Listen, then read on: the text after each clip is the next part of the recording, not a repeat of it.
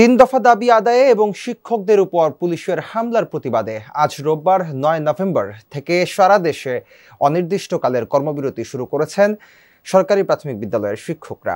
গতকাল শনিবার সন্ধ্যায় রাজধানীর কেন্দ্রীয় শহীদ মিনারে এক সংবাদ সম্মেলনে প্রাথমিক সহকারী শিক্ষক সংগঠন ঐক্য পরিষদের আহ্বায়ক ও প্রাথমিক বিদ্যালয় সহকারী শিক্ষক সমিতির সভাপতি শামসুদ্দিন মাসুদ এ কর্মসূচি ঘোষণা করেন।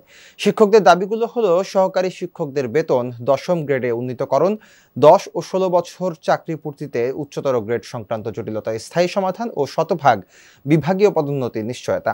তিন দফা দাবিতে আন্দোলনরত শিক্ষকেরা গতকাল শনিবার রাজধানীর শাহবাগে বিক্ষোভকালে পুলিশের জলকামান, সাউন্ড গ্রেনেড ও টিয়ার শেলের মুখে পড়ে।